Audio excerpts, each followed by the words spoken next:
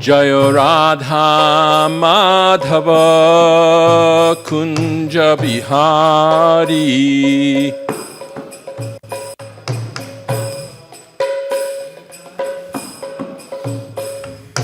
Gopi Jana Vallabha Girivaradhari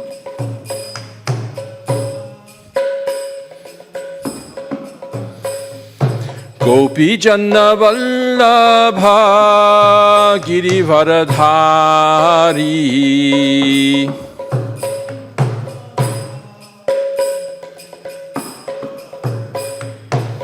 Jashodanandana Brajajana Ranjana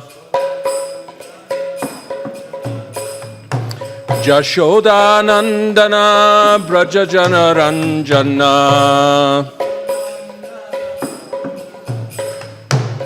Jamuna Tira Vanachari Jamuna Tira Vanachari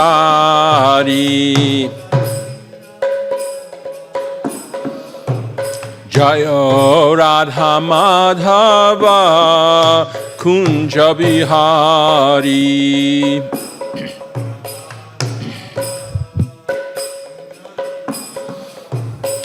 Jaya Radha Madhava Kunja Bihari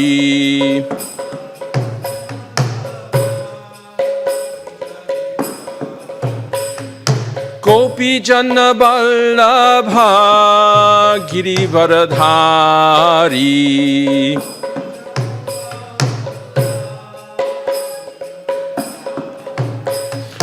Gopi Jana Vallabha Girivaradhari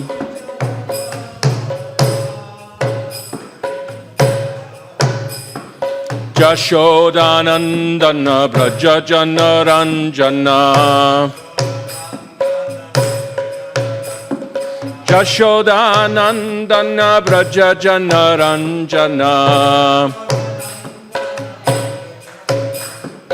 Jashodanandana Brajajana Ranjana Jamuna Tira Vanachari Jamuna Tira Vanachari Hare Krishna, Krishna Krishna, Hare Hare, Hare Rama, Rama Rama, Hare Hare.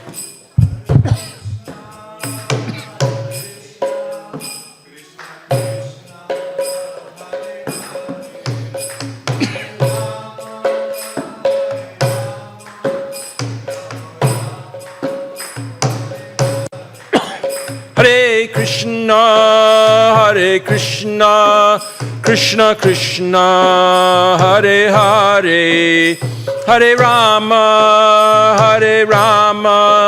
Rama Rama, Hare Hare.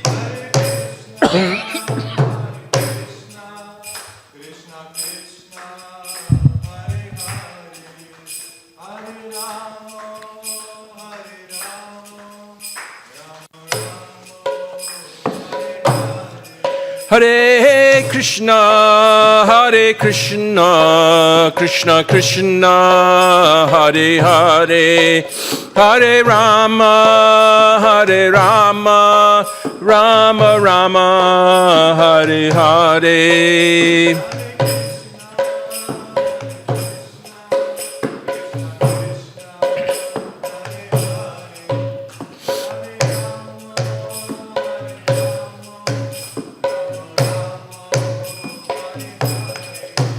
Jayo Prabhupada, Jaya Prabhupada, Jaya Prabhupada, Jaya Prabhupada.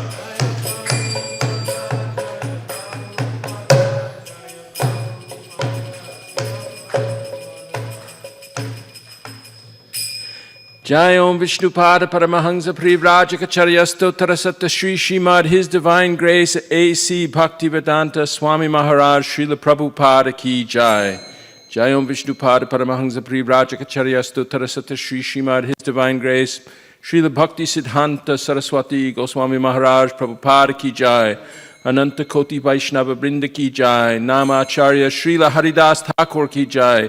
Prem se kaho Shri Krishna Chaitanya, Prabhu Nityananda, Shri Advaita Gadadhar, Shri Vasari Gaura Bhaktivinoda Ki Jai, Shri Shri Radha Krishna Gop Gopinath, Shyamakunda Radha Kunda Giri Govardhan Ki Jai, Shri Brindavan Dham Ki Jai, Shri Mayapur Dham Ki Jai, Shri Jagannath Puri Dham Ki Jai, Ganga Mai Jamuna Mai Ki Jai, Tulsi Devi Bhakti Devi Ki Jai, Samaveta Bhakta Vrinda Ki Jai, Gaura Premanandi.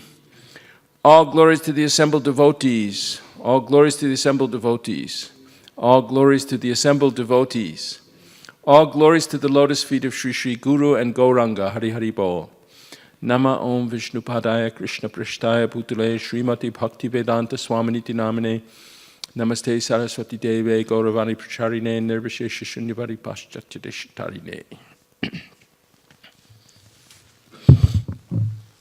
Hare Krishna and welcome. We have some people, I think, also watching online, so we're all using microphones. We should have some microphones available also for all of you. If you want to say anything, just raise your hand at any time. We can have a nice Krishna Katha discussion about Krishna. And so today we're having our Bhagavad Gita class, our regular Wednesday night Bhagavad Gita class.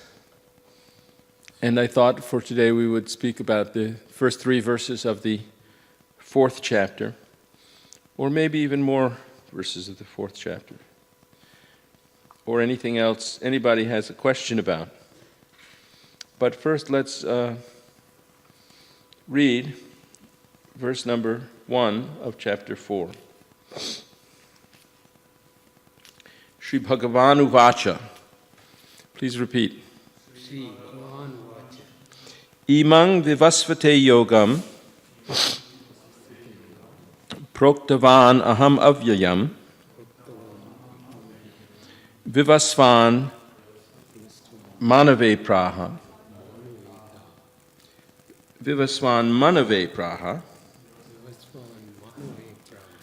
manur ikshvakuve abravit.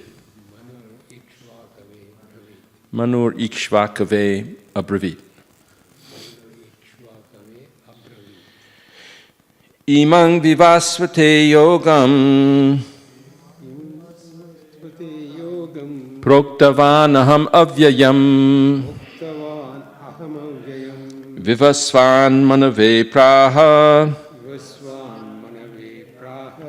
manur ikshvakave bravit. Imang vivasvate yogam proktavan aham avyayam vivasvan manave praha manur ikshvakave bravit. Imang vivasvate yogam proktavan aham avyayam vivasvan manave praha manur ikshvakave bravit. Please, you chant. Someone each take a turn. Imang vivasvate yogam proktavan aham avyayam vivasvan manave praha manur ikshvakave bravit. Imang vivasvate yogam proktavan aham avyayam vivasvan manave praha manur ikshvakave bravit. Imam vivasvate yogam. Imang vivasvate yogam. Proktavam aham avyayam. Proktavan aham avyayam. Vivastvan anave praha. Vivasvan manave praha. Manurikshvakave pravi. Manur ikshvakave bravit. Anyone else? Let's go word for word. Please repeat after me. Sri Bhagavan Uvacha. Sri Bhagavan Uvacha. The Supreme Personality of Godhead said. The Supreme Personality of Godhead said. Imam. This. Vivasvate. Unto the Sun God. Under the Sun God. Yogam. Yogam. The science of one's relationship to the Supreme. The science of one's relationship to the Supreme. Proktavan. Instructed. Aham. I. Avyayam. Imperishable. Vivasvan. Vivasvan, the Sun God's name. Manave. Unto the Father of mankind of the name Vaivasvata. Unto the Father of mankind of the name Vaivasvata. Praha. Told. Manuhu. The Father of mankind. Ikshvakave. Unto King Ikshvaku. Abravit. Said. Translation by Srila Prabhupada. The Supreme Personality of Godhead, Lord Sri Krishna, said, I instructed this imperishable science of yoga to the sun god Vivasvan, and Vivasvan instructed it to Manu, the father of mankind, and Manu in turn instructed it to Ikshvaku. Please repeat after me. The Personality of Godhead, Lord Sri Krishna said, The Personality of Godhead, Lord Krishna said, I instructed this imperishable science of yoga to the sun god Vivasvan, and Vivasvan instructed it to Manu, the father of mankind. And Manu in turn instructed it to Ikshvaku.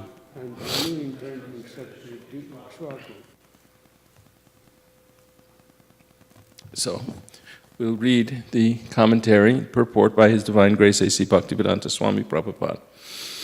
Please bear with me because my eyes have become really bad in my recent years.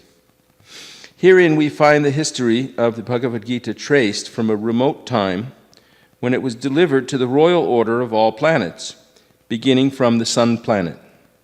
The kings of all planets are especially meant for the protection of the inhabitants, and therefore the royal order should understand the science of Bhagavad Gita in order to be able to rule the citizens and protect them from material bondage to lust.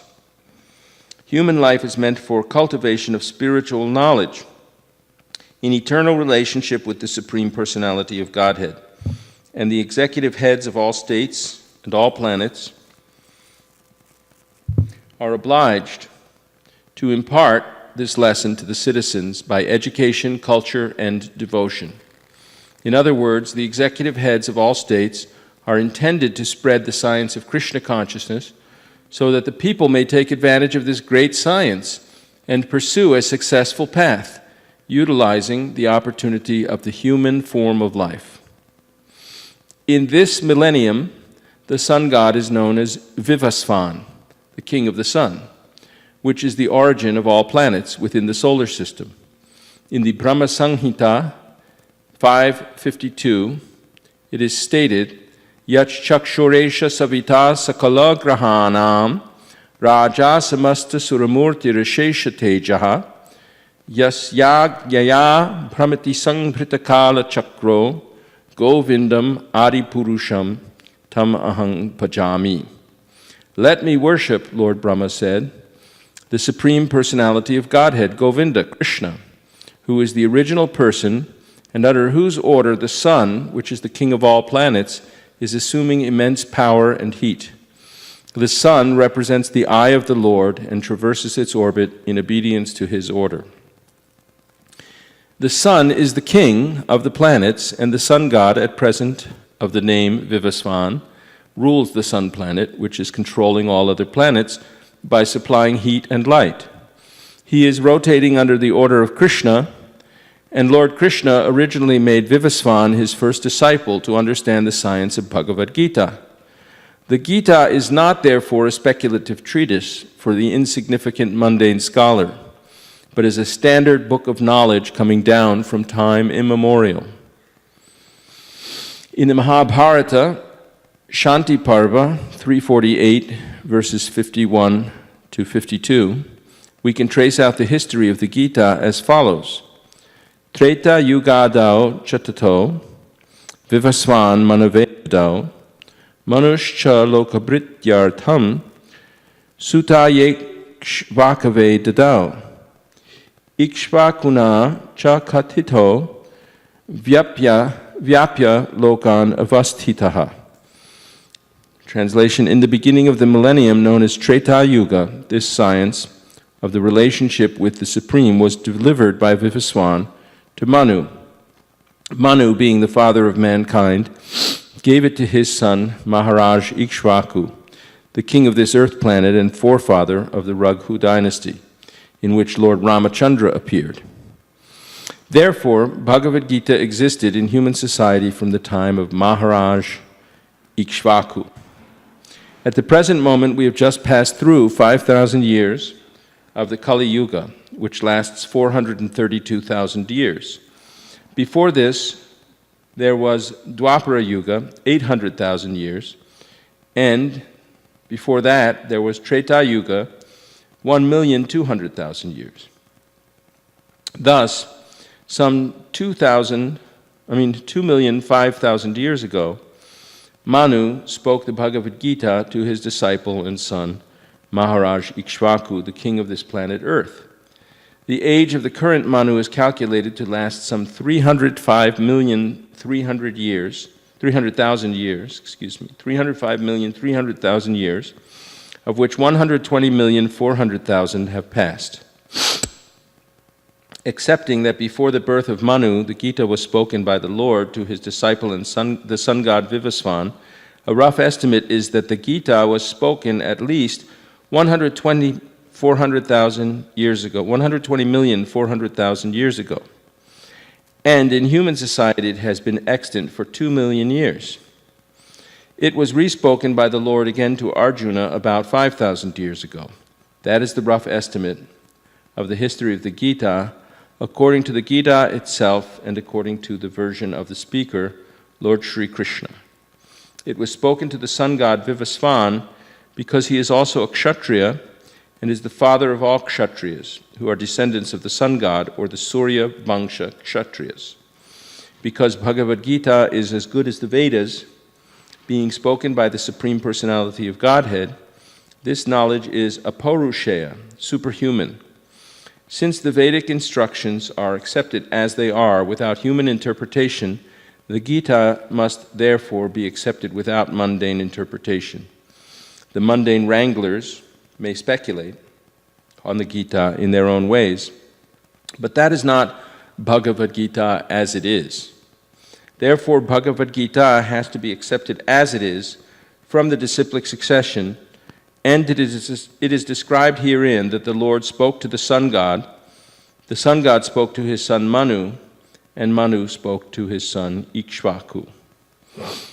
Om Ajnana Timirantasya Jnananjana Shalakaya Chakshurun Militang Yena Tasmai Shri Guruve Namaha Shri Chaitanya Manobhishtam Sthapitang Yena Bhutale Swayam Rupa Kata Mahyam Dadati Svapadantikam Bande Aham Shri Guru Shri Yuta Padakamalang Shri Gurun Vaishnavangscha Shri Rupam Sagrajatam Sahagana Raghunathan Vitang Tang Sajivam Sadvaitam Savadhutam Parijana Sahitam Krishna Chaitanya Devam Shri Radha Krishna Padan Sahagana Lalita Shri Vishakhan Vitangscha He Krishna Karuna Sindho Dinabandho Jagatpate Gopesha Gopika Kanta Radha Kanta Namostute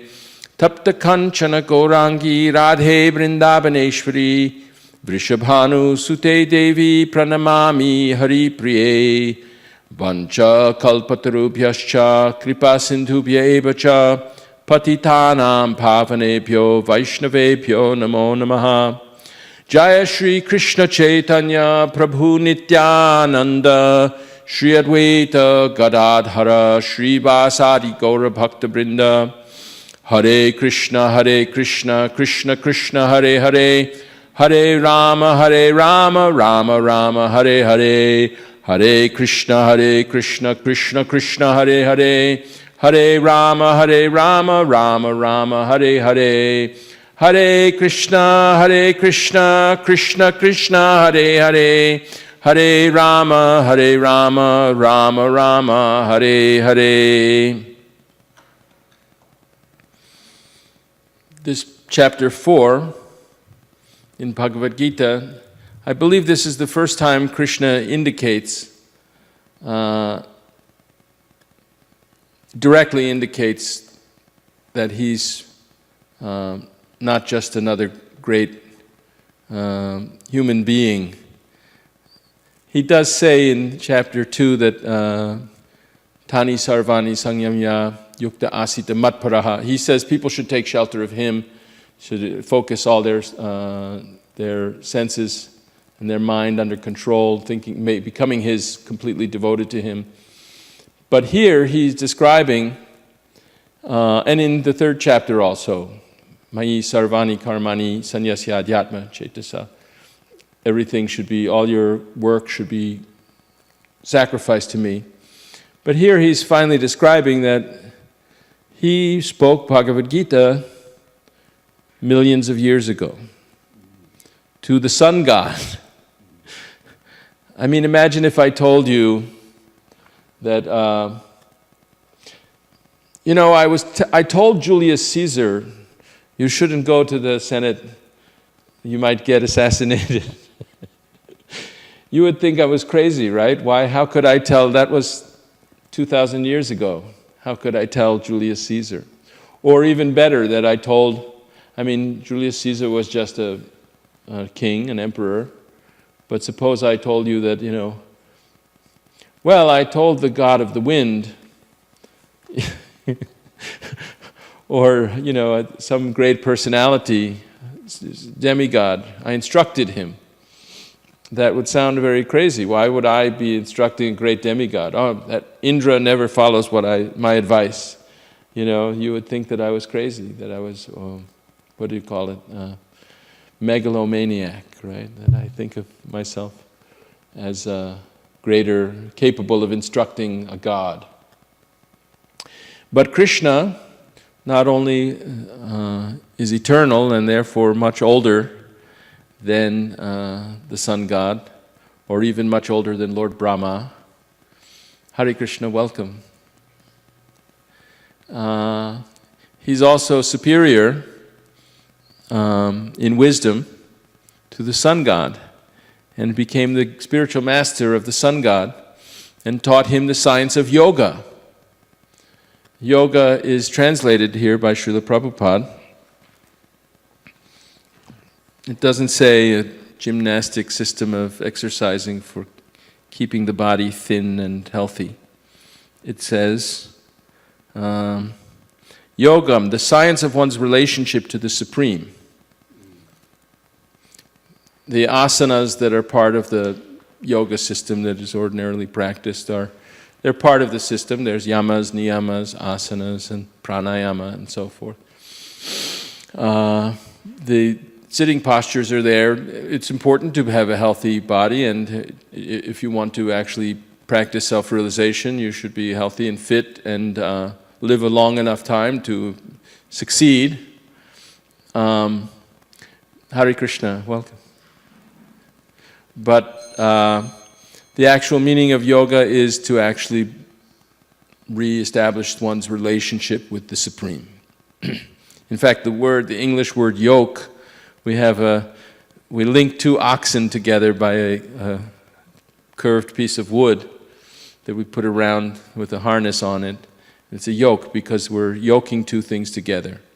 So yoga is the same, the word for yoke comes from that same word for yoga, meaning that we've been separated from the Supreme, and we have to learn how to reestablish our relationship. In fact, the English word religion carries the same meaning. You know, the English word ligament is something that they sew you up if you had an operation and they put sutures in you. Actually, the word sutra is related to the word sutures too, but the religion means that it's again, once again, ligare, tying you back to God. So Krishna spoke this science to the sun god. Why? Because the sun god is the king of the sun planet, an important planet in the universe, and actually also he's the king of the sun is the king of all the other planets. So this science of yoga is supposed to be something that should be understood by the government rulers.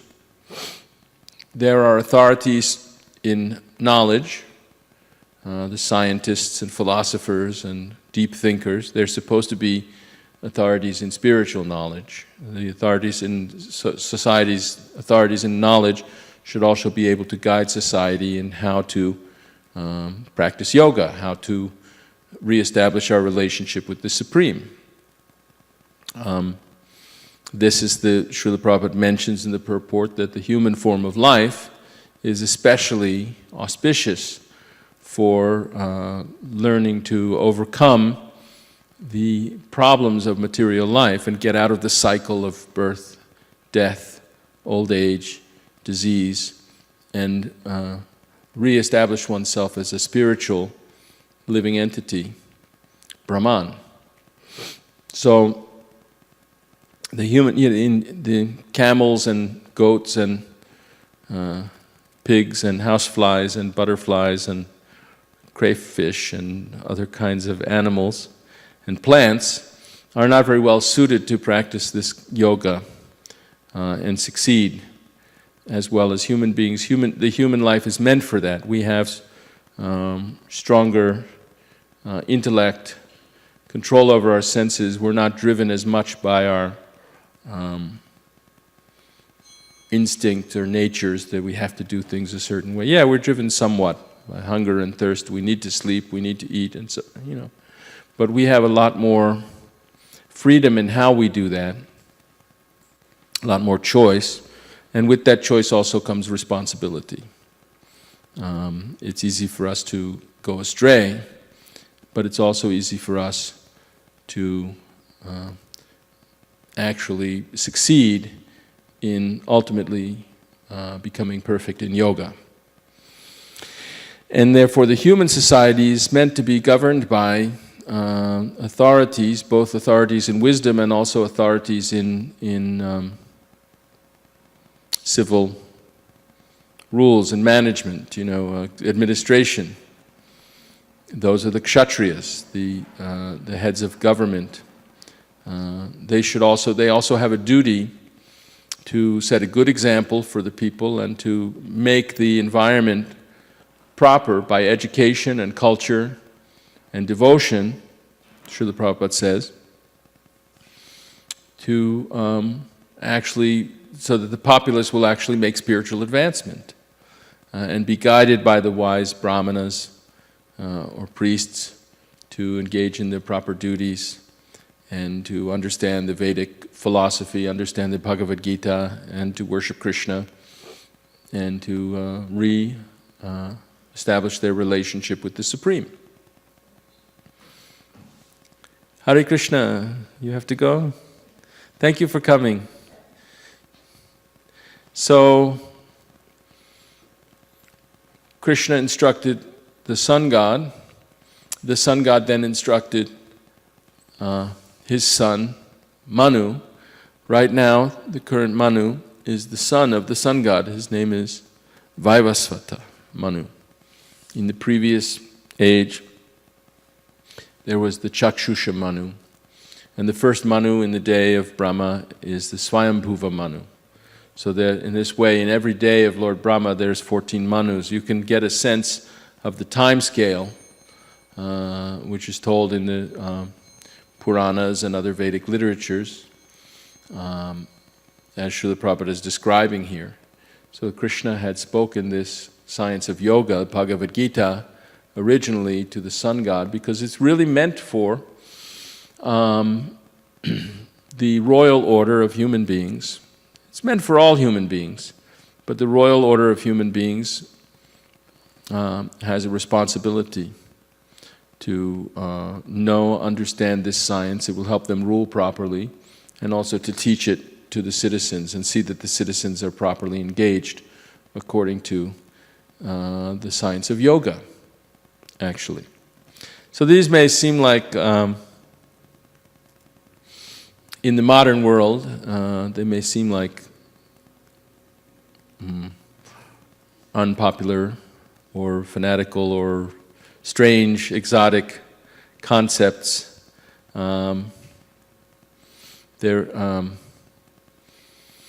It was not that long ago in European society that people had the idea that the king was supposed to be a representative of God, and that his authority was derived from the fact that he was born in the line of kings, and had the imprimatur from God to rule over the citizens.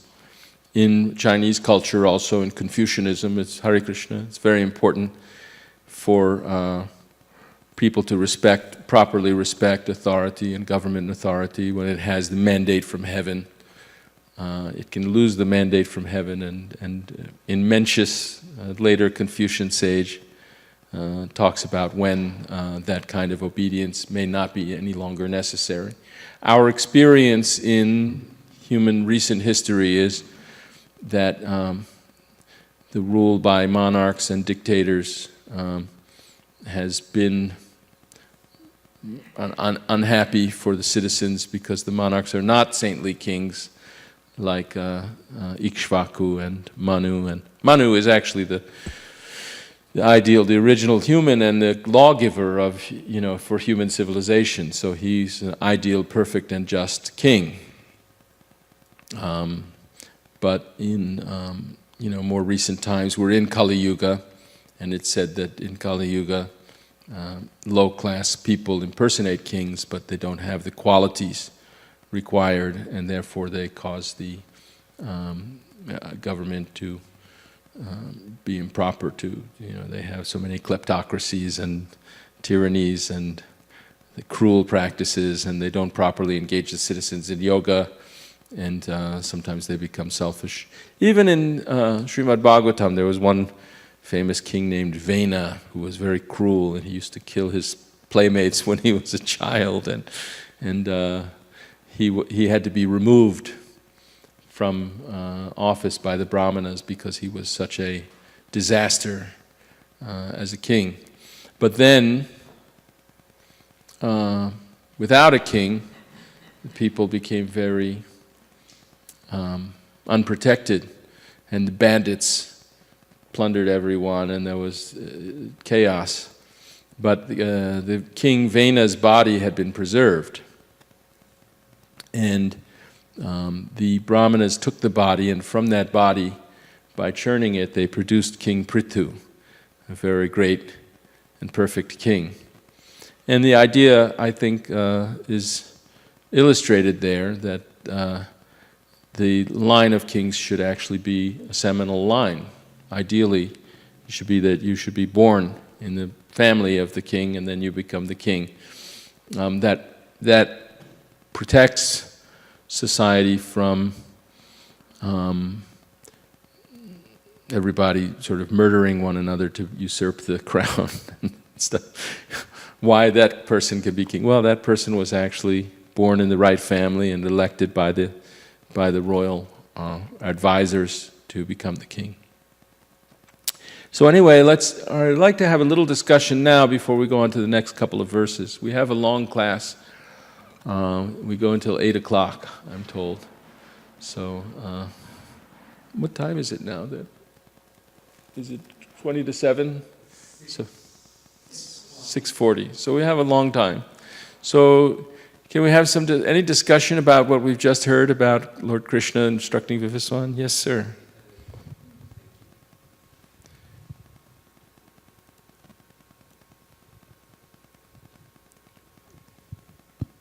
Yeah, ready. Hare Krishna. What's your name, sir? Hare Krishna. My full name is Subramanian. People call me Mani. Subramaniam. Yeah. Okay, money. Mani. Is that because you're very wealthy? They call you money? M-A-N. Money, it could mean jewel, right? But That's in right. English it also means cash. That's right. I'm just teasing. Go ahead, Mr. Subramaniam. That money is M-O-N-E-Y. Yes. This is M-A-N-I, as you Yeah. said. That is diamond. Yeah. Diamond, yes. Hare Krishna. Hare Krishna. Now when Sri Krishna talks to the sun god, obviously the sun god is very, as you said, important god of all the planets, and therefore the ruler of all the planets, and the planets have to behave properly and stay in a position, etc., observing the Kala, Ritu and things like that, season, and make things happen in this wide universe so that all the human beings and all the animals and plant kingdom and all get nourished in a timely fashion so that the crops come and the people are able to eat and subsist and pray to the Lord Krishna, the Supreme Head. So now when Sri Krishna talks to Sun God, I believe would he be instructing in these lines, or it would be something much higher order and giving the Sun God to be the way he has to run his planets and things like that? Well, imang vivasvate yogam proktavanaham avyayam. Of course, the sun god, there was a verse in the purport about yat chakshuresha savita sakalagrahanam raja samasta surimurti riseshateja, that the sun god is actually following his orbit according to the orders of Krishna. But in this verse, specifically Krishna says, I instructed the sun god in this science of yoga. And that science of yoga is actually Bhagavad Gita. The whole Bhagavad Gita is what Krishna instructed to the sun god. The Bhagavad Gita teaches us about karma, about how we shouldn't be bound by our works, because we should, specifically in this chapter 4, it talks about how by making sacrifice in full knowledge of our relationship as a servant of Krishna. What's the verse? Verse number 35, Yena bhutan yasheshani drakshasyatman yato mayi. That when you've yajgyatva na punarmoham evang yasasi pandava, O Arjuna of the Pandus, that when you've actually learned the truth from the spiritual master, then you'll never again be illusioned. And he says that Yena bhutani yasheshani drakshas yatman yatomai. You'll see that all living beings are part of me and they're mine. So this is the science of yoga, is we have to see that everything, Isha vasyamidang sarvang yat kincha jagatyang jagat tyaktena bunjita ma gridha kasya swidhanam. Don't take anyone else's money.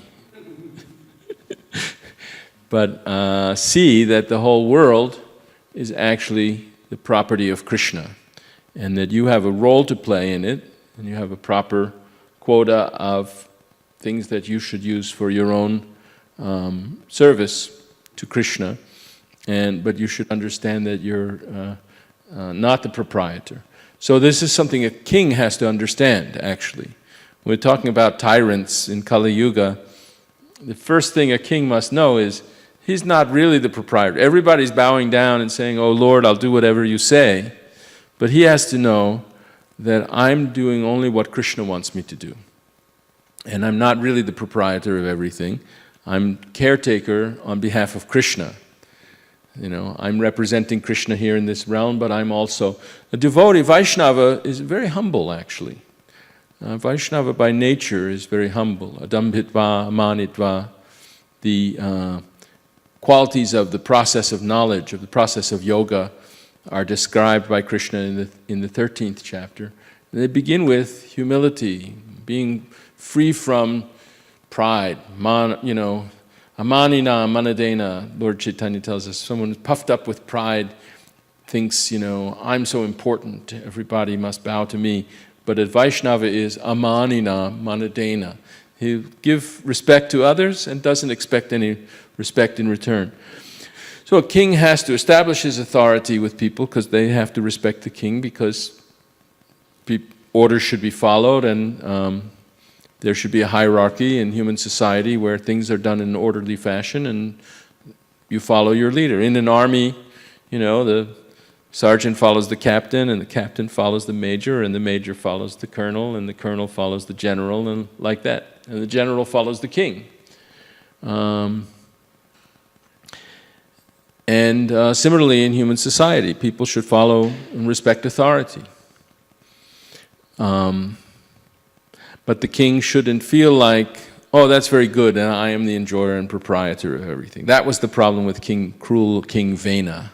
He didn't see that he was really a servant of the Supreme Personality of Godhead. Therefore, the Brahmanas killed him, not by weapons.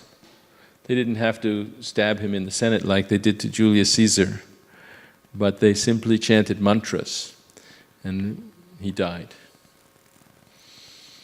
And Brahmanas had that kind of power in those days. But the Brahmanas then didn't take over the government, right? Because that's not their duty. Their duty is to perform sacrifice, to teach people how to perform sacrifice, and teach them about philosophy, about Krishna, spirit, the difference between spirit and matter. And so when they removed the tyrant king, then there was no king and things got very bad. And then when they saw that this was very disruptive and not very good for society, then they churned the body of Vena that had been preserved, and they created another king who was a kshatriya. They didn't appoint one of the brahmanas to become king, or one of the commoners. Like in England, there was a revolution in the 1600s, and then Cromwell, a general, became a king, but he refused. He called himself Lord Protector. He refused to call himself a royal king because he was not born in a royal family like that. He was very religious. Well, he was self-righteous, but politics in those days were done on the grounds of religion. He invaded Ireland and killed lots of people, so I think the Irish people probably don't think of him as a very religious man, but he justified himself on that he was carrying out the orders of God. Anyway, enough about this mundane history, but we're talking about Krishna. But that's what he instructed the sun god particularly, or at least it's mentioned here, that he instructed him about the Bhagavad Gita. And as we'll see in in the next couple of verses, I think the very next verse we will see. So maybe it's time to read that verse, that Krishna's re-instructing that to Arjuna, because Arjuna is a member of the royal order, and he's meant to know this science of Bhagavad Gita. After all, they're just about to fight a battle in which Arjuna's brother is going to become the king, the emperor of the world. And so Arjuna has to rule with this knowledge. The way Arjuna was talking at the beginning of the battle demonstrated, or Krishna chided Arjuna, that he wasn't really speaking like a civilized Aryan who knew the science of yoga. And then Arjuna had already surrendered to him and said, now you're my guru and I'm your disciple and I want to learn from you. So then Krishna said, you're talking like a big learned pundit, but really you're displaying your ignorance. You're mourning for, you're lamenting about things that a wise person wouldn't lament about. So that was in chapter 2. So now let's read the next verse, verse number 2. Evang parampara praptam imang rajarshayo viduhu sakaleneha mahata yogo nashta parantapa. Please repeat. Evam, thus, parampara, by disciplic succession, praptam, received, imam, this science, raja rishayaha, the saintly kings, viduhu, understood, saha, that knowledge, kalena, in the course of time, iha, in this world, mahata, great, yogaha, the science of one's relationship with the Supreme, nashtaha, scattered, parantapa, O Arjuna, subduer of enemies.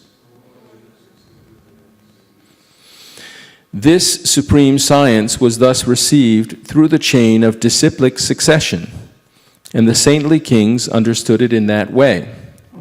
But in the course of time, the succession was broken, and therefore the science as it is appears to be lost. Please repeat. This supreme science was thus received through the chain of disciplic succession,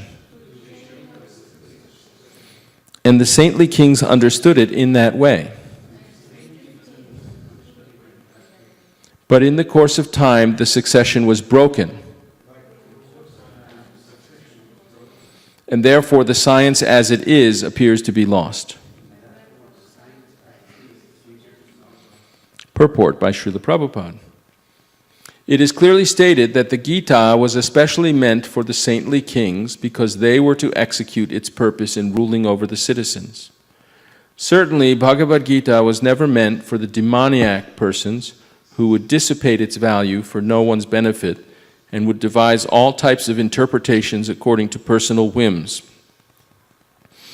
As soon as the original purpose was scattered by the motives of the unscrupulous commentators, there arose the need to re-establish the disciplic succession.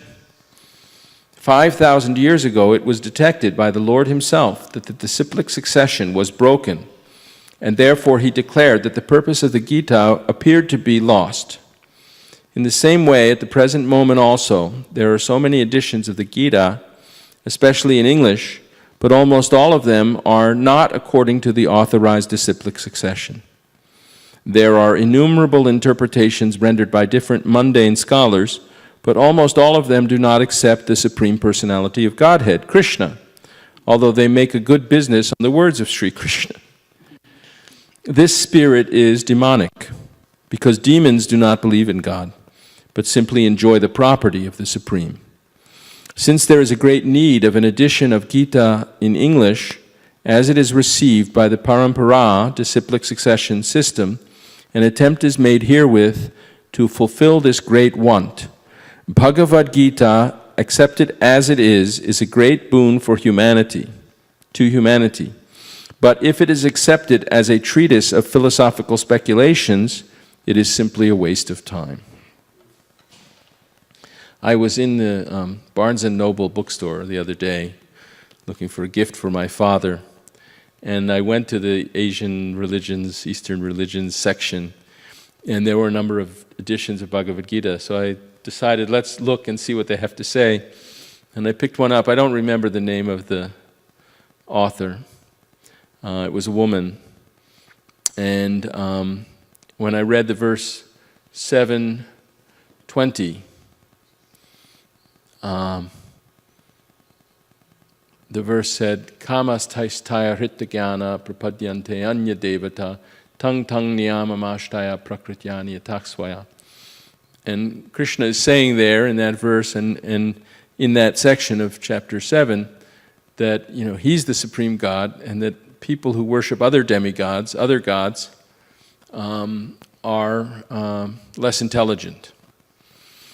And later he says that in the same chapter, in the same series of verses, he says that Alpa Medhasa, Tadbhavat Yalpa Medhasa. Anyway, if I would, Yo Yang Yang Tanum Bhakta Shradhayarchitam Ichchiti Tasya Tasyachalang Shradhang Mayaiva Vihitan Hitan Antavat tu Palang Tesham. They get temporary fruits. Yad Antavat tu Palang Tesham Tadbhavat Yalpa Medhasam. That's what comes from to those of this less intelligence, limited intelligence. Devan Deva Yajo Yanti Mad Bhakta Yanti Mamapi. Those who worship the Devas go to the Devas, but those who worship me, the more intelligent ones, they go to me. But this translator had translated verse number 720 to say, whatever God you wish to choose, you wish to worship, that is approved by me. And it was just opposite of the meaning that he was saying, but she was translating it to say that it doesn't really matter. You don't have to worship Krishna. It really is Krishna is not the important thing. The important thing is the worship of any form, any god. So this is not authorized. She's not in the Vaishnava Parampara. She's not speaking from the Vaishnava Parampara, and she doesn't understand Bhagavad Gita and has no business explaining it, actually. And the people sometimes think when Srila Prabhupada would say things like that, they would think, oh, this is violating our, sort of etiquette. We're supposed to say, oh, I respect everyone, I respect others, and I have this different interpretation. That's the ordinary, well, it's not really in academic discourse. People do criticize each other and say, your theory about the, such and such is wrong. My theory is, show that yours is wrong, or whatever. I was going to say that in, academic life, all the scholars respect each other, but they don't actually. There's, I think Gore Vidal said that, speaking about literary critics and literary people, that when you read the Sunday newspapers, book reviews, the sound of axes grinding can be heard all over the country. So actually it's not even true that in academic discourse everybody is very respectful to each other, but for Prabhupada is a humble Vaishnava and respects everyone, but for the purpose of teaching us, he has to protect us from people who are using the fame of Krishna's book and then inserting their own ideas. Because they can't accept Krishna's ideas sound wrong to them, or maybe they don't even understand Krishna's ideas, because no matter how intelligent they are, as we'll see in the next verse, and in many, throughout the whole Bhagavad Gita, Krishna is saying, Mad Bhakta, my devotee, is the one who this book is for. You understand it because you're Mad Bhakta, my devotee, and because you're Anusuyave, you don't envy me. And he even says in chapter 18 that one shouldn't even try to explain Bhagavad Gita to a person who's not a devotee and who's not engaged in devotional service. Throughout the Gita, Bhagavad Gita is meant for devotees. So when those who are non-devotees, because of their PhDs and their qualifications in Sanskrit and so forth, or in Indian history, they write commentaries on Bhagavad Gita, but if they're non-devotees, the commentaries are useless. Devotees' commentaries are wonderful. Prabhupada never said, people should only read my commentary, I'm the only person who ever commented on Bhagavad Gita. He said in English, he couldn't very well find an edition of Bhagavad Gita to have his disciples read. But when he wrote his commentary, he followed the commentaries of great Vaishnava acharyas, especially Baladev Vidyabhusan and Vishwanath Chakravarti Thakur. But he wasn't like saying, I'm the only one, he's following in the parampara. That's what parampara means, a chain of disciplic succession. We can think about that word there. It's a chain. A chain goes link by link by link. And parampara means one after another, step by step, like that. One person becomes a disciple of a spiritual master, then when he becomes a perfect disciple, he can become the guru of another disciple. And throughout history, there's a chain of succession. That's what succession means, that one succeeds another, one after another. And that chain of succession should not be broken. It could be broken in two ways. It could be broken if one disciple hasn't actually imbibed the knowledge from his guru and able to become a proper guru to his own disciples later. Or it could be broken if people teach from outside of the teachings of the guru, or they don't accept a guru.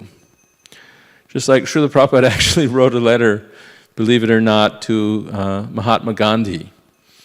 Srila Prabhupada, when he was young, he was in a very good college, British college, Scottish Churches College in Calcutta, and he was graduating at the top of his class, but he boycotted his diploma because the Quit India movement was going on historically, and he didn't want to accept a British diploma. So he actually, this was a serious, that diploma could have opened many doors for him and made him very successful, but because of the historical movement in his country at the time for independence from Great Britain, he refused to accept that. As it happened with family connections, he was able to find a good position anyway, and so forth. But then later in his life, he met Bhaktisiddhanta Saraswati, and he became a follower of the pure. His father was a pure Vaishnava. He was always a pure Vaishnava follower, but he became attached to this movement of carrying out the orders of Bhaktisiddhanta Saraswati. I don't mean to suggest that he wasn't from birth a pure devotee. He was. But he considered Gandhi like an old friend. Not that they knew each other and they were, pals or anything. It was his leader of a big political movement, and he was a follower in that movement that we need to become independent politically. But he wrote to Gandhi shortly before Gandhi was assassinated. And Gandhi had written a commentary on Bhagavad Gita that was more or less useless, not a devotional commentary. And Gandhi had written his autobiography, Story of My Experiments with Truth. In there, I think he was returning from England from studying, becoming a barrister, or whether he was on his way to South Africa. I don't remember, but I remember reading one place where he said that he was reading Bhagavad Gita, and he was thinking that so many, in his younger life, Gandhi's younger life, he was thinking that, so many leaders have accepted a spiritual master and become followers of a spiritual master, and maybe I should do that. But he never did it. In fact, the very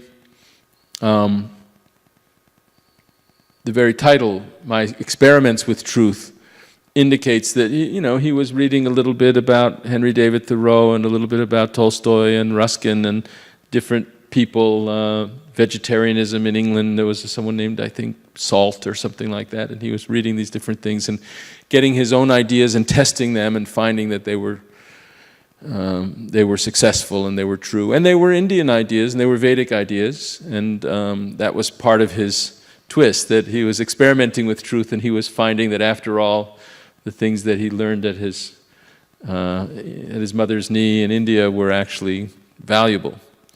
So I don't mean to disparage it. But Srila Prabhupada wrote to him in his old age, or his very later years, and said, let's study Bhagavad Gita. He said, I'm your old friend, and I know you've talked about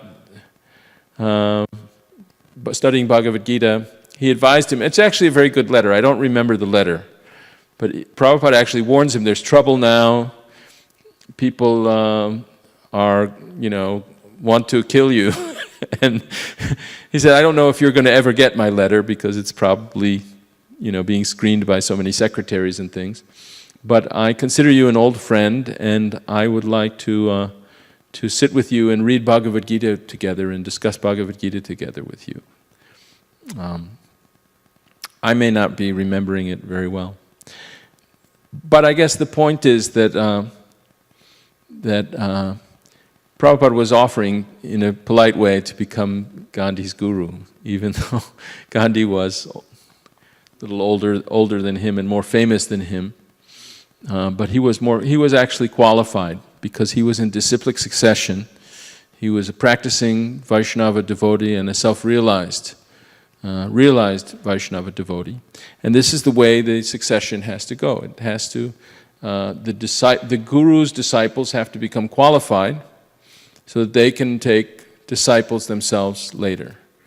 And they shouldn't be unqualified, but at the same time, they shouldn't take disciples without the proper qualifications, but at the same time, they have to take disciples.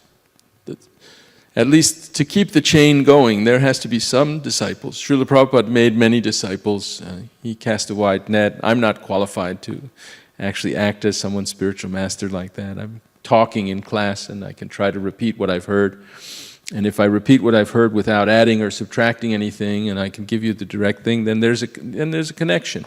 And we're all talking together. We're devotees and we're reading Prabhupada's books and we're discussing it. But if Prabhupada made no disciples that were qualified to carry on the disciplic succession, then the line from him would be broken. And that, of course, should not be. Prabhupada established a big movement, and he's creating more and more. It's like a tree.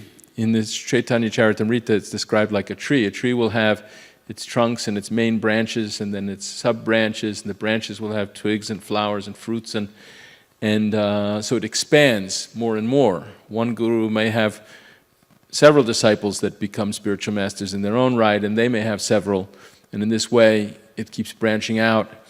And this movement of understanding Bhagavad Gita in disciplic succession, now in English with Prabhupada's Bhagavad Gita, and which has been translated also into many languages, is meant to go all over the world and to actually flourish all over the world and change the culture of the world so that we can again someday hopefully have saintly kings or have people in positions of authority, both government authority and academic authority, and in all walks of life that understand Bhagavad Gita. And Bhagavad Gita is about Krishna. It's about how Krishna instructed the sun god, Vivasvan. If you don't accept that, if you think that's some mythology, that, it says that Krishna instructed the sun god, but that's just an allegory in order to make it seem important, or to give us a different sense of time or something like that, then you're actually doing great harm. Srila Prabhupada says that's demonic, actually. You're taking the direct words of Krishna and you're twisting them to suit your own ideas because you don't believe in Krishna. That's what the demons do. And so those commentators, and there are many commentators, if you go on YouTube and you type Bhagavad Gita and you look, people will be giving lectures on Krishna. And one of the things that they say over and over again is, when Krishna says me, he doesn't mean me himself, he means the impersonal, unborn, unmanifested. But that's not what he means. When he says me, he means me. He means Krishna. He says, I am the basis of that. Right? Brahmano hi pratishta aham. Amritasya yasya cha. I am the basis of that Brahman. Brahma bhuta prasanatma mad bhaktir labhate param. Yes, sir. Money. Yeah, you've got it on now. Thanks. Kindly forgive me for interrupting your flow of thoughts. No, please. For instance, my brain tells me from remembrance that the sun god, his own daughter, inherited the yoga science from her father. And even Hanumanji was very possessive about that, and then he went and learned some of it from sun god's daughter. And so it looks like the disciplic succession that Sri Krishna is concerned about, at least, has been put in order, and it's continuous, right? Am I Yes. correct? Well, he's saying that at the time he spoke to Arjuna, now 5,000 years ago, right before the Battle of Kurukshetra, he was saying that the succession had been broken, and the saintly kings were no longer, they had kings like Shishupal and Jarasandha and so many who weren't actually experts in yoga. In fact, when they saw Krishna, they derided him. Shishupal was always criticizing him. And if you told Shishupal, but Krishna spoke Bhagavad Gita to the sun god 2 million years ago, Shishupal would say, bah, how could that be? He's just another prince like me. In fact, I'm better than him. I'm more important. I should have married Rukmini, not him. That's the way demons think. They don't have faith in Krishna's words. So there were some saintly kings still in his time, but Krishna was telling Arjuna that in human society that disciplic succession had been broken, and therefore the Bhagavad Gita had to be respoken. And in English, there were many, many translations of Bhagavad Gita before Srila Prabhupada's Bhagavad Gita, but none of them were actually in the line of disciplic succession from Vaishnavas, from devotees at the time. There were scholars, mostly, who had written translations and commentaries on Bhagavad Gita from a non-devotee perspective. So when Prabhupada came and he started making disciples in America on his guru's order, he wanted to teach them Bhagavad Gita. He gave them a book by one politician. He said, the translation is pretty good, but don't read the commentary, because the commentary is useless. Because the politician, it was Dr. Radhakrishnan's book. He was saying the same thing. When Krishna says, Manmana, think of me, of course he doesn't mean Krishna, the form of Krishna, personality. He means the impersonal, unmanifested within Krishna. Srila Prabhupada said, anyone who doesn't know that Krishna is no different within and without. It's not like, we have, Krishna's talking, dehinosmin yata dehe. There's a soul in our body, and our body is changing, and our body is material, but the soul is eternal and it never changes. Nasato vidyate bhavo na bhavo vidyate sataha. But Krishna's not like that. He doesn't have a material body. Krishna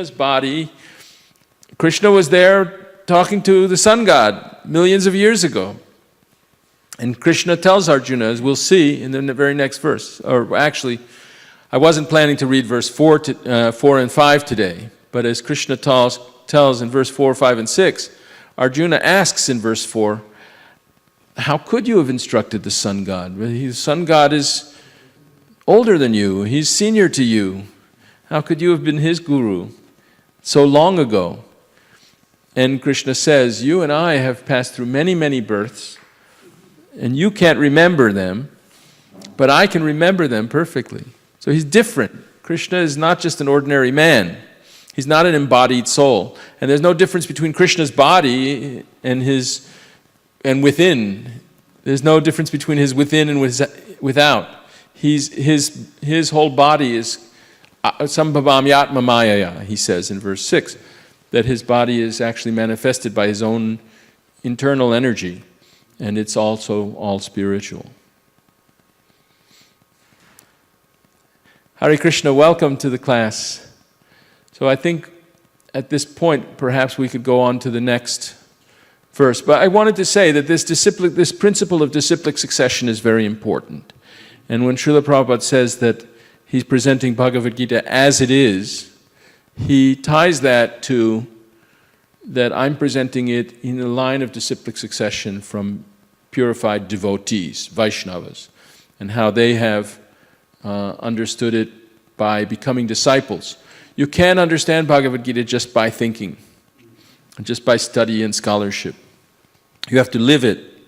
And to live it, you have to understand that I'm a servant and Krishna is the master. That's Bhagavad Gita's teaching that. Some philosophers teach that, when you achieve success in yoga, then you realize that you and God are identical and that you are yourself God and that you're no longer a servant, you're the master. But that's not true. That's not what Krishna teaches in Bhagavad Gita. Krishna teaches in Bhagavad Gita that you should understand that you are the servant and Krishna is the master. And in order to understand that Krishna is the master, you have to accept a spiritual master and accept him as master. And in Arjuna's case, Arjuna accepted Krishna himself. Arjuna was present, Krishna was manifest before him in the world. Your spiritual master should be manifest before you, not that spiritual master is someone you can't see, you can't talk to, you can't ask, is this correct? And he answers you, no, it's not like that, it's like this. Or yes, you've understood properly. Or tells you to do this. Your spiritual master has to be manifest. Just like Krishna comes in the form of the deity to us. So we can worship a deity within our mind. Actually, in the scriptures it said that a deity can be made of wood, of metal, of stone, of earth, of paint, of jewels, and also of mind. You can worship a deity in your mind. There's a story of one Brahmin who was worshipping a deity in his mind. He was poor and he didn't have a lot of paraphernalia, so he was making sweet rice in his mind for his deity, and he made the sweet rice and he wanted to just touch it with his knuckle to see if it was hot enough, or maybe the tip of his finger. He wouldn't touch it with his fingernail, of course. That would contaminate it. But he touched it a little bit in his mind, and it was still too hot, and it burnt his finger. He wanted to see if it was cool enough to offer to the deities. And when it burnt his finger, his meditation broke, and then he noticed his finger was really burned. His physical finger was also burned. That his meditation was that strong. And Krishna saw that, laughed, and took him back to the spiritual world. Krishna was flying by on Garuda and decided to take him back with him. But the spiritual master is manifested before you, and you can ask questions, and you can be instructed, and you have to accept a master. And because Krishna is not currently manifest to us, to our present senses, because we're conditioned souls, and he appears in this world in scheduled incarnations, but not all the time. So he appears before us as the Archa Vigraha, the beautiful forms of the deities. He comes to accept our worship that way. And he also comes in the form of his advanced devotees who can become our spiritual master.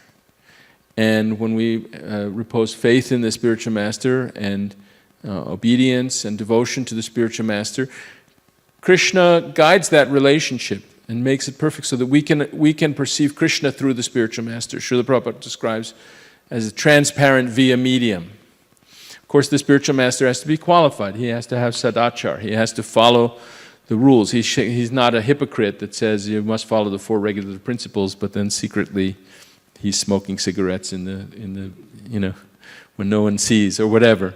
He has to have control of his senses. He has to know Bhagavad Gita. He has to know Shrotriyam Brahmanishtam. He has to be fixed in transcendental realization, and he has to be able to control the 6 urges: Vacho Vegam, Manasakrodha Vegam, Jiva Vegam, Udarapastu Vegam. Etan Vegan Yovishaheta Dhiraha, a sober person who's able to control his senses like that, Sarvamapi Mang Pritiving Shashishyat. He can make disciples all over the world. So there are qualifications, and we should try to select a spiritual master from among the topmost devotees. Hare Krishna. Did you have a question? No? It's okay, I don't mean to... It's fun, it should be fun here. We want everything to be fun here. I don't mean to put you on the spot. But if you do have a question or you want to say something, we appreciate that. Is there any other comment or? I would like to ask this question that you just now said. That,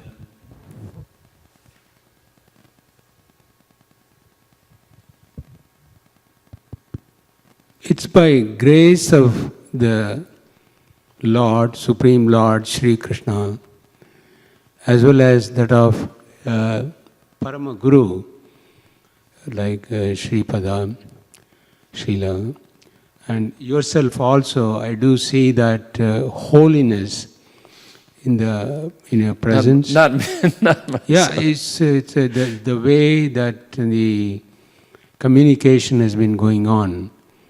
So my question is,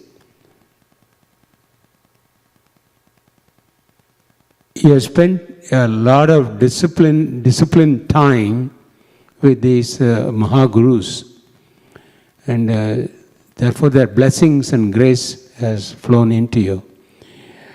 My question to you is, because you are someone we can talk to, and you are not abstract, you are feelable and tangible.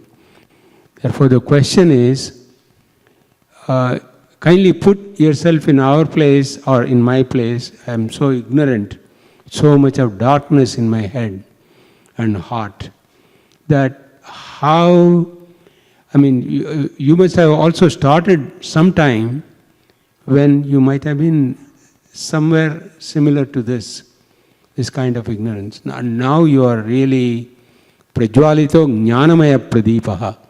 That's what I see, that Sri Krishna's consciousness is just shining through you. How did you come to this transformation? Well, I have to first disabuse you.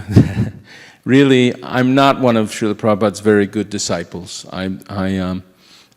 But by the grace of Srila Prabhupada, I pray to Prabhupada when I come to speak the class. I pray that my words are accurate, that I reflect what he's taught, what he's written. I read his books, and I try to repeat what I've read in his books. And I pray to him that I can be a good representative. So maybe that by his grace you're seeing that I'm a good representative. But I haven't been one of the very serious disciples, and I'm a householder, I'm a lawyer, I'm involved in worldly affairs. Personally, in International Society for Krishna Consciousness, we have a system, because actually when Giriraj Maharaj was here one time, he was saying that Srila Prabhupada said, I don't remember where he said, but Giriraj Maharaj was saying that he said that just like before you can become a doctor or a lawyer, you have to get a certificate, or that you're a professional. You have some organization that will say you're not just a quack doctor, but you actually have studied medicine and practiced and had experience, so that you can do something as a professional person. You won't kill the patient, you'll help the patient. So similarly, Srila Prabhupada said they should also do the same thing for spiritual masters. There should be people who can actually determine when someone is not fully qualified or not perfected, not either not speaking correctly or not acting correctly. Lord Chaitanya had one disciple, Haridas Thakur, and he said that some people, they speak very correctly, but they don't act very correctly, and some people, they act correctly, but they don't speak very well. But you, Haridas, you speak correctly and you act correctly. So in the society that Srila Prabhupada established, he was the only spiritual master. And how I came to it in those days, I was actually interested in science, to tell you the truth. I don't want to speak too much about myself, but I was a 15-year-old physics student at the University of Miami in Coral Gables, Florida. I had applied to MIT and they didn't take me. They said maybe when you're older. But I got into University of Miami, and I was thinking that I would find the meaning of life and the meaning of reality, ultimate reality, through science. Because the scientists are the emblem of the authorities of knowledge. And And anyway, there was also in America in those days, there was a youth culture that was very rebellious. When our parents had come back from World War II, they had a lot of babies, right after, and it's called the baby boom, right? In the late 40s and the early 50s, I was a little at the end of the baby boom. I was born in 58. But there were young people, and they had their own music and their own fashion and their own likes and dislikes, and there was a war in Vietnam that was very unpopular among the young people, and there was a whole youth culture and rebellion, and we wanted to sweep away all of the civilization we had learned from our parents and find something better. But we were also young people, and we were experimenting with drugs and with sexual relations. Free love was part of what the hippies were about. And it was actually a very degraded culture because there was this free love and drugs and all this other thing going on. So on the one hand, I was interested in science. On the other hand, I was swept up in that counterculture. And devotees used to come to University of Miami. There was one devotee named Akinchana Das, and he would come and sit under a banyan tree and play the mridanga and chant. And I considered myself open-minded enough. I went to a high school that was like a free school. It was a hippie high school. That's how I graduated early. It was, and they took us to the Hare Krishna temple in Coconut Grove. From Miami Beach, my high school in Miami Beach. And the Hare Krishnas came to our school too. I don't remember which was first. And I enjoyed the chanting and dancing and the sweets that they gave us and popcorn, and they gave us little lugloos and stuff. And I enjoyed it. And then when I was in college, there was this devotee that was there sitting under a banyan tree in front of the student union. And I was bold enough to go up to him and say Hare Krishna and talk to him. And I didn't think I would ever join the Hare Krishnas, but I had a very wonderful experience in talking to him, and he gave me a cookie, and I tasted it, and it tasted different from any other kind of food I'd ever, any cookie I'd ever tasted. It had a more wonderful taste because it was prasadam. And then later, I didn't join the Hare Krishnas right away at that time, but later when I saw devotees, I would go up to them and say Hare Krishna. I saw them dressed in dhotis. I remember I saw Urukram. He was dressed like I'm dressed now in a white dhoti and kurta. Maybe he was in a saffron. Somehow my memory is that he was in white, but he wasn't married, so maybe he was in saffron. But he was in like a Safeway store buying some cauliflower and stuff, and I went, "Oh, Hare Krishna!" And he took me back to, he was traveling around in a Winnebago, and like a traveling recreational vehicle type thing, and he offered some bananas and sour cream and gave me prasadam and sold me a Bhagavad Gita, and I started reading it. So anyway, my story is not unique. There are many, many devotees like myself who met the other devotees and chanted, and the devotees were, because they were empowered by Srila Prabhupada to spread this movement, and they were armed with Srila Prabhupada's books. And I didn't understand it at first. I read it, I kept reading it, trying to understand it, and then somehow or another, I kept going to see the devotees. It was attractive. I liked the chanting, the music, I liked the food. I had become a vegetarian already. And then they caught me, it hit me. At first I didn't think I would ever do it, but I did. But I was going to say that in our society now, it became an issue. After Srila Prabhupada passes away, then how will the succession go on? And it became an issue. At first, Srila Prabhupada was manifesting the pastime of being gravely ill. And he said to us that this was because he sometimes said that this is what happens when you take too many disciples. The spiritual master has to take the karma, the sins of the disciples, and especially if they're not obedient, the spiritual master is responsible for it. And he made many disciples very freely among Western hippies who were not very qualified in sense control and civilized life. And so he took 11 of his leading devotees, and he said that for now, because there were more and more people coming and joining and wanting to be initiated, and he didn't want to initiate anymore. He was in what turned out to be his final illness. We, of course, couldn't at that time accept that he was actually going to leave us. And sometimes he would encourage us and say, if you double book distribution, I'll stay for 100 more years. And we just believed it. If he says he's going to live for 100 more years and be 183, he will, because he could do anything. That's the way we were in those days. But he said, for now, because I'm not feeling well, then he appointed different of his leading disciples in different parts of the world, and he said, whoever's closest, if they want to get initiated, they can get initiated by those people. And there was a discussion about it, and in that discussion, Vaisheshika was mentioning that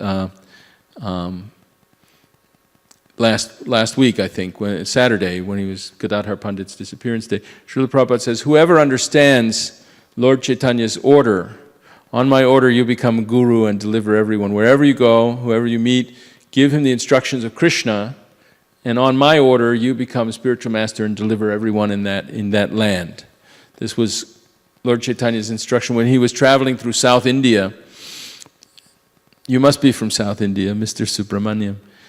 Actually, he started the Sankirtan movement up in Bengal, but when he traveled in the South India, everybody just immediately was ready to chant. It's described in the Chaitanya Charitamrita that as he traveled for 6 years through Tamil Nadu and the other southern provinces, that it just was like wildfire, where whoever he met wanted to just follow him and chant with him. So there was one Brahmin in a village, his name known as Korma Brahmin. I guess that was his name, and he wanted to leave his family and just keep going with Lord Chaitanya.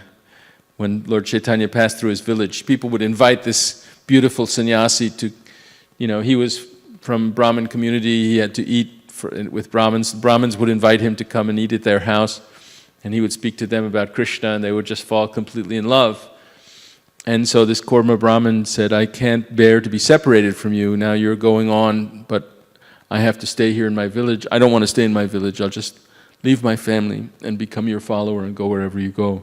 And Lord Chaitanya said, no, that's not my order to you. My order to you is you stay here and become guru of everyone. Whoever you meet, wherever you go, simply, Yare Deka Tare Kaha Krishna Upadesh. Give him Krishna's instruction. Teach him Bhagavad Gita. And then, Amar Agyai Guru Hana Tara Edesh. On my order, you become a spiritual master and you deliver everyone in this land. So as Lord Chaitanya was going from place to place, he was making more and more gurus to carry on and to create this movement. And then Srila Prabhupada was given the order to come to the English-speaking world. And he succeeded in doing that and opening the door. And there's room for many, many spiritual masters. But I think after Srila Prabhupada passed away, it was accepted or expected that the people that had been practicing as gurus in the different zones on his behalf would become the next spiritual masters, and then they would add more later on. And there was a sense, I think, the way we had preached in those days when Srila Prabhupada was the only guru was, that we were telling everyone, you have to accept Krishna, you have to come to a pure devotee. We have a pure devotee here in our ISKCON. Come follow Srila Prabhupada. We started doing the same thing with the next group of gurus, and they were also managers. They were the big leaders, Prabhupada's senior disciples who he had appointed on his governing body to run things. And some of them, we weren't very good at how to organize a society with many different spiritual masters and the proper etiquette between the masters and their godbrothers and gods. A guru, to his disciple, he's God. He's the representative of God. Of course, he's not really God. He's a devotee of God. Kintu praporya priya eva tasya. But the disciple accepts him as God's representative, because he's doing that praporya priya evatasya, because he's doing the very dear service to God. Then the disciple accepts shakshadharit vena samasta shastraya ukta tata bhavyata eva sadpi. Kintu praporya priya evatasya. It's not that he's actually God, but because he's the dearmost servant of God, he's accepted by the disciple as God. But in his own village, everybody still sees him. He's my brother, he's my cousin, he's the guy whose father used to fight with me about, how to do this or that. It's not, of course, a great Vaishnava should be respected as a great Vaishnava. Everybody should respect a very advanced Vaishnava. And all devotees should be respected. And Srila Prabhupada taught us to address every devotee as Prabhu, Master. I have brought this book out because there was one purport that I wanted to read about that. That we learn how to see we learn how to see Krishna is the Master and we're the servants, and everyone else is a servant of Krishna, and therefore we're the servant of the servant. And they're our masters too. So, but there was some confusion in our society after Prabhupada passed away, and some of those who were the initial devotees had problems in their spiritual life, and it became a big shock to the society. I think now the governing body has done things correctly. Some people disagree, but what they do is that they do want to make sure that before someone actually becomes an initiating spiritual master within our society and then is accorded the respect, because the disciples will be respecting and worshiping that person, and then other people have to respect that relationship. Just like if you get married, people have to respect that the husband and wife now are going to be related as husband and wife, and they have to respect that. So they decided that in order to actually take that step of serving as a spiritual master, that one should first apply to the governing body, that a disciple should, at least your first disciple should apply to the governing body and say, I want to accept this person as my spiritual master within this society, and to have that relationship respected within this society. And is it okay? And then the governing body asks a series of questions. We have one, our temple president here, ISKCON Prabhu, is a very great spiritual master in ISKCON. And I actually requested him if I could put his name forward to be a spiritual master.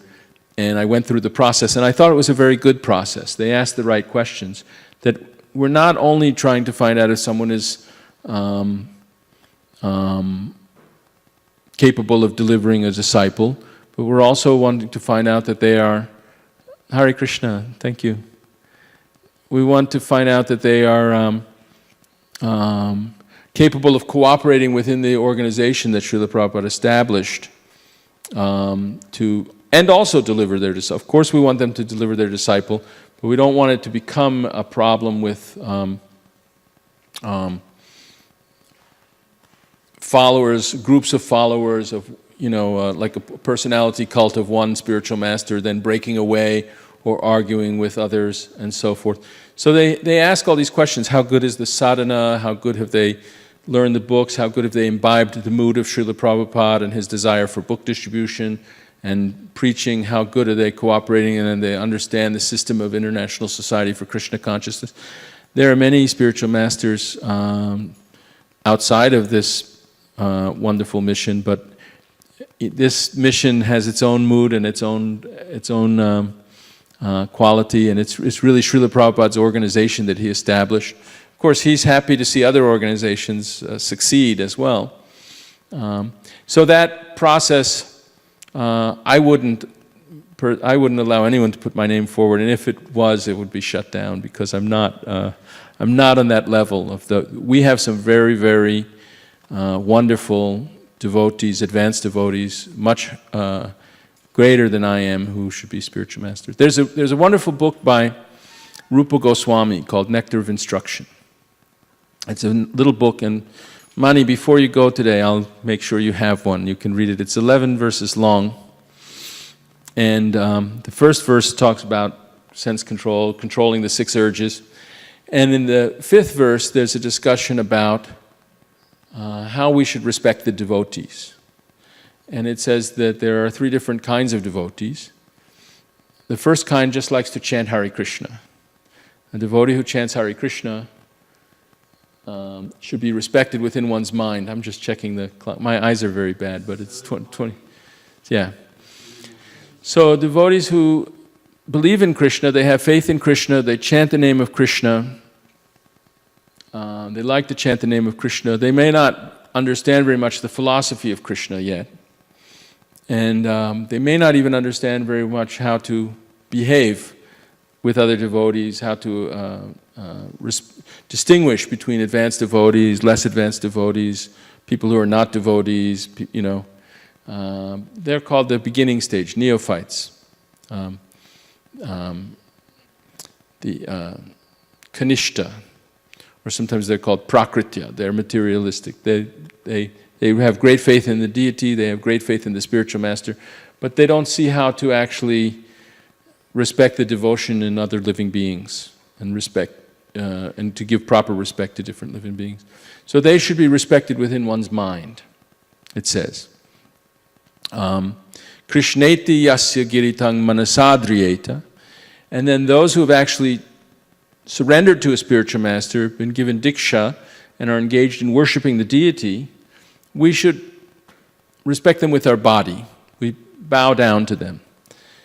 Just like we bow when we see the deity, we should also bow down to the servants of the deity who are actually following the regulative principles and engaged in carrying out the orders of the spiritual master.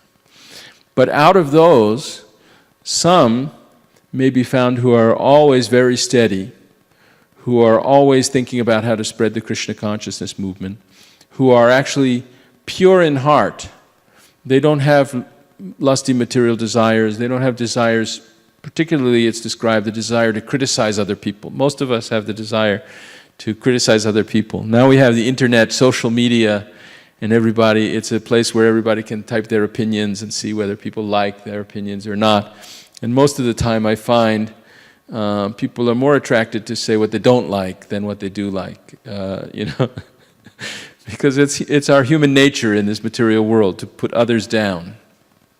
And so this verse says, Dikshasti chet pranatibhischa bhajantam isham sushrushayam bhajana vigyam ananyamanya nindadi shunya hridam ipshita sangha labdhya. So those who are free, completely free from this propensity to offend other people and criticize them, and it's because in their pure heart they see everyone as a servant of Krishna, and therefore they respect everyone. Now, for the sake of teaching people about Krishna consciousness, like Srila Prabhupada is just saying, some commentators are like demons and they don't have faith in Krishna, and so we shouldn't read their commentaries. Because to instruct us, they have to tell us like that. But at the same time, they actually have that purity that they see everyone is really a spirit soul and a servant of Krishna, although they may be conditioned by material energy. And so they're willing to offer all respects to others. So those devotees, Rupa Goswami says, we should try to seek their association constantly, and we should serve them and become their disciples. Srila Prabhupada says in the purport that we should try to accept a spiritual master from that caliber of devotee. He says other devotees can be spiritual masters, can initiate, make disciples, even neophytes can, but their disciples aren't capable of, they can't give their disciples more as the very advanced devotees, because the spiritual master is giving his own realization to his disciple. When his disciple pleases him by service and submission, and the disciple satisfies him that he's actually become a receptive devotee, then out of love and kindness, the spiritual master gives him the everything in his heart, all his realization. So if you want a spiritual master who has great realization, it can give you like that. But you have to be a good disciple too. A lot of people think, I had a friend who, I don't want to criticize her. She's passed away now, and she had good reason, but she was in the Washington, D.C. temple, and the temple president there, she didn't get along with him very much. And she didn't really want to live in the temple. But in those days, to get initiated, we had to get the temple president to write a letter to Srila Prabhupada and say, please initiate this person.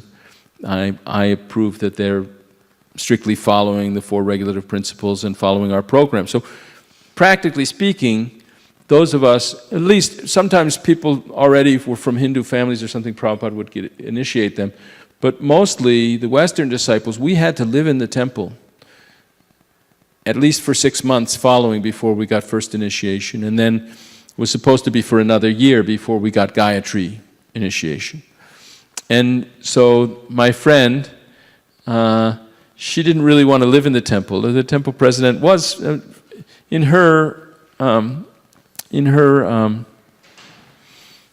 show respect to her, I should admit the temple president was doing strange things. Like the temple president had gone on a diet to lose weight, and he stopped eating grains and started following like Ekadashi fast all the time.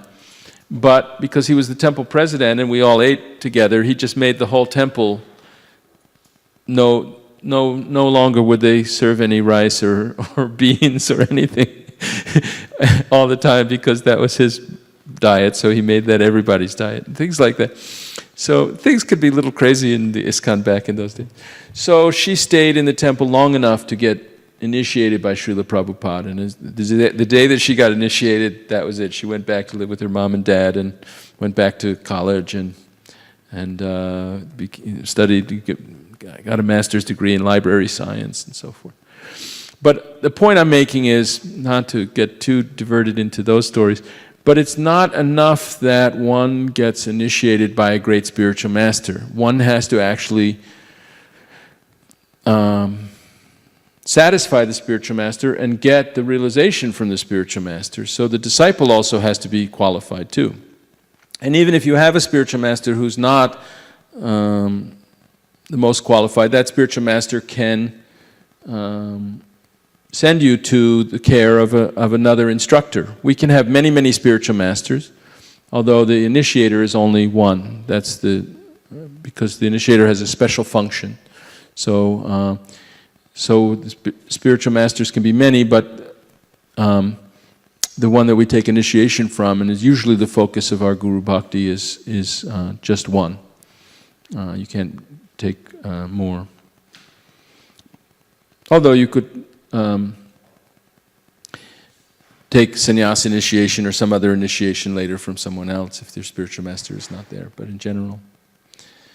So anyway, that's the system that we have in ISKCON now within our organization, something like more than 100 devotees who are accepting disciples and spreading this Krishna consciousness movement in all parts of the world. And it's working very nicely. And there are some devotees who say that, oh, only Srila Prabhupada, I mean, who could be as great and powerful as Srila Prabhupada, correct?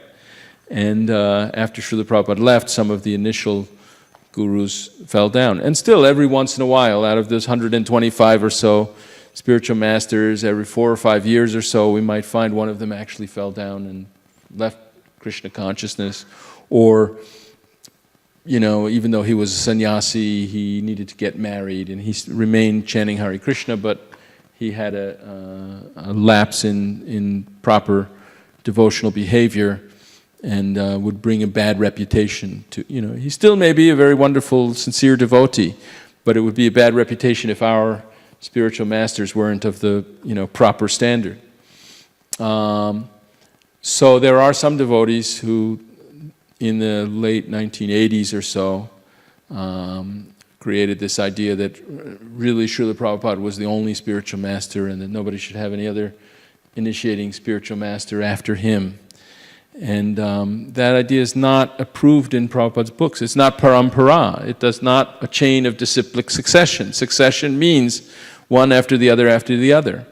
And if you could just take initiation from Prabhupada after he's no longer manifest, physically present, he's here in the form of his murti, but if you could do that, then why not take initiation from Krishna himself, or from one of the great saints of the past, from Rupa Goswami, from the 16th century or something like that. But that's not the process. The process is that one should connect to a link in the chain in the disciplic succession.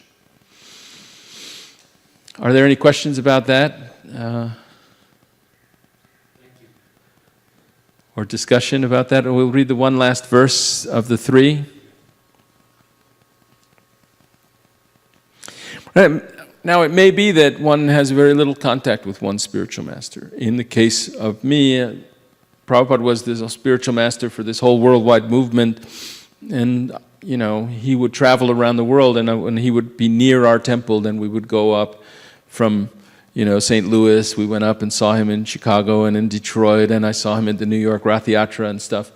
But he wasn't like, I didn't have a lot of personal instruction from him. I was one of the many devotees, and he had, delegated his senior devotees and like a hierarchy of devotees to teach us all how to become, from the, governing body to the regional secretary to the temple president to the, the department leader. Like I was a Sankirtan book distributor, so I had a Sankirtan leader, and I would become the, servant of the Sankirtan leader. Because he would tell me, come on, get dressed, we got to go out, you're taking too long, or something. And I, yes sir. It was like being in the army. I was a young man, and it was fun to be kind of in the army. It was a little, your ego is influenced when you have to become someone's servant. You can be pinched a little bit. Who does he think he is telling me what to do? But I had to say, yes sir, I obey. And that I showed my respect for Srila Prabhupada by respecting the chain of command. Lord Chaitanya met Ishwara Puri when he went to perform Shraddha for his father on the anniversary of his father's passing. And it wasn't like he sat at the feet of Ishwara Puri and studied with him for years and years. They met for a short time. Of course, Lord Chaitanya was already God, but he was given some mantras and given some instructions, and he took that to his heart and became perfect. And then I don't know if he ever saw him again. He was in Gaya, and I don't know if he ever met him again. He met his god brothers, and he met so many wonderful devotees, disciples. He went to, in one place, there was a Brahmin of a lower, birth family, but Lord Chaitanya accepted that Brahmin as great because he was he was a god brother or disciple, I forget, of his own spiritual master Ishwara Puri. So even though that Brahmin people were saying, oh, why is he going to stay with that Brahmin? But he's staying because he recognized his own guru in that. Let me read the third verse. Sa evayang mayatedya yogak proktak puratanaha bhakto si me sakha cheti rahasyang hyetad uttamam. That very ancient science of the relationship with the Supreme is today told by me to you because you are my devotee as well as my friend, and can therefore understand the transcendental mystery of this science. I had mentioned that before, that Bhagavad Gita is replete with many such statements. This is, I think, the first time Krishna specifically tells Arjuna, you can understand Bhagavad Gita because you are bhakto si me sakha cheti. You are my friend and you are my bhakta. And throughout he's saying the bhaktas can understand, and not others. He doesn't say the jnanis can understand. Well, he says jnanavan mang prapadyate vasudevak sarvamiti samahatma sudurlabha. It's to be understood in that sense that one who is full of knowledge and surrenders to Krishna becomes a bhakta, right? Krishna doesn't say that by jnana or by sannyas or vairagya one can understand Bhagavad Gita. He only says by bhakti one can understand Bhagavad Gita. And let's read the purport here. There are two classes of men, namely the devotee and the demon. That's described in chapter 16. The Lord selected Arjuna as the recipient of this great science, owing to his being a devotee of the Lord. But for the demon it is not possible to understand this great mysterious science.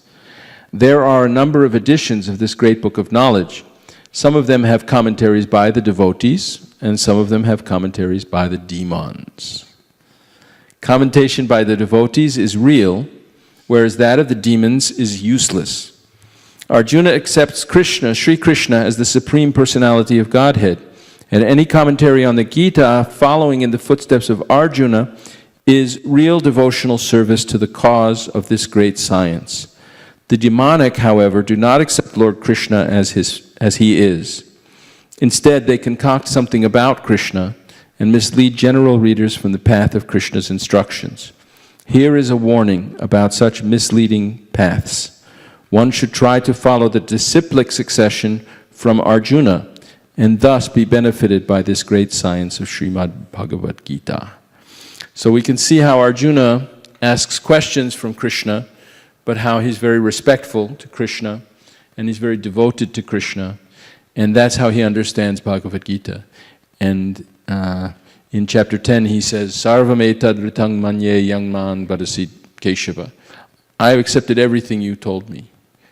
Krishna has just told him that he existed before the 7 sages and before the 4 shanas and before Lord Brahma, and none of the gods and demons can actually know him because he's the source of all of them. And Krishna has explained all this, that he's the Aham Adir Hi Devanam Devarshinam, and then Arjuna says, and he says, Ahang Sarvasya Prabhavo, Mattak Sarvang Pravartate. I'm the source of everything. Everything comes from me.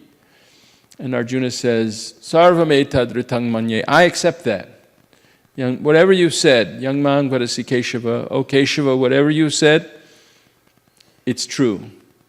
And he says, Parang Brahma, Parang Dhama, Pavitrang, Paramang Bhavan, Purushang, Shashvatang Divyam, Adi Devam, Ajang Vibhum, Ahustwang Rishayak Sarve, Devarshir Naradas Tata, Asito Devalo Vyaso, Swayam Chaiva Bravisime. He said, you are the supreme purifier, you are the supreme abode, you are the supreme Brahman, the supreme spirit, and all of the, you're unborn and great. And he said, all of the sages have said this, like Narada Muni and Asita Devala and Vyasadeva. And now you're telling me also the same thing, and I accept it. Krishna's not saying that, he's just one manifestation of an unmanifested supreme or something like that. He's saying the opposite. He's saying the unmanifested is resting on me. In chapter 12, he said, those who are my devotees are superior to those who meditate as impersonalists. And he says the best thing is to just fix your mind always on me, and engage all your intelligence in me, become perfectly, completely dedicated to me. That's what Bhagavad Gita is teaching, and that's how Arjuna is accepting it and showing us the example of how to be a disciple. One has to ask questions, and they have to be relevant questions. One has to get a proper understanding of the spiritual subject matter, which is mysterious and beautifully deep and profound, and you can learn more and more and more and never be satiated. But it's not simply an academic or a dry intellectual process. It's a process of the heart, of surrendering, of devotion, and accepting the spiritual master as my master, and accepting Krishna in the same way. And then you can see that Krishna is the master of everyone, and you can see the oneness of all living beings. Yena bhutanya sheshani drakshasyaatman yato mai. That they all belong to Krishna, and they're all Krishna's servants. And some of them are voluntarily, positively serving him, and some of them are serving him indirectly because they're conditioned and they're in Maya and they're being directed by the modes of material nature. But they're all Krishna's parts and parcels, and they're all due respect. The demons see everybody in terms of some people are friends and some people are enemies, in terms of who will be good for make me wealthy, make me successful, make me happy. Therefore, they're in duality. What is it? Paya binibeshataksvam. I forget that verse. But in the Srimad Bhagavatam, it's saying as soon as we turn away or turn our face away from devotional service of Krishna, we are then situated in the material world of duality, of fear, and of friends and enemies, and so forth. So that's how the demons think, in terms of friends and enemies. And the devotees see Krishna is everywhere. But not that Krishna has become just homogenized with everything. Krishna is the master of everyone, and everyone is his servant and belongs to him. And then, therefore, there's that kind of oneness. There's a difference between the oneness of the Vaishnavas and the oneness of the Mayavadis or impersonalists. So I have to stop now. If there's any last comment or question, it's about 8 o'clock almost. And Grantaraj, well, Bhagavad Gita ki jai. Hare Krishna.